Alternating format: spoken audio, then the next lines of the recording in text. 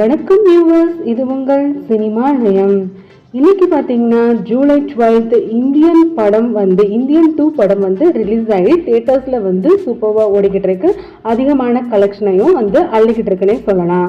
Already நம்ம சேனலில் வந்து இந்தியன் 2வோட கதைக்களம்னு சொல்லிட்டு ஒரு வீடியோ வந்து அப்லோட் பண்ணியிருக்கேன். அந்த வீடியோ பார்க்காதவங்க அந்த வீடியோவை பார்த்துட்டு வந்துட்டு இந்த வீடியோ பாருங்கள்.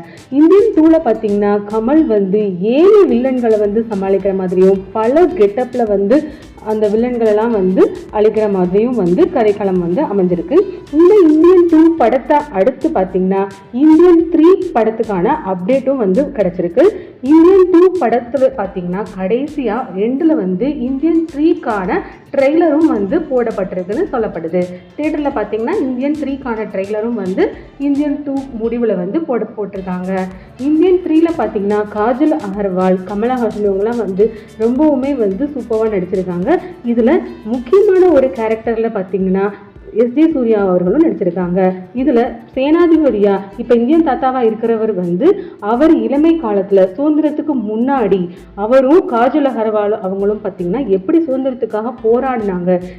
இந்த சேனாபதியாக இருக்கிற இந்தியன் தாத்தாவோட அப்பா கேரக்டரில் வந்து எஸ்.ஜே. சூர்யா அவங்க வந்து நடிச்சிருக்கதாகவும் சொல்லப்படுது. அவங்க பேர் வந்து இதில் வந்து வீரசேகரன்.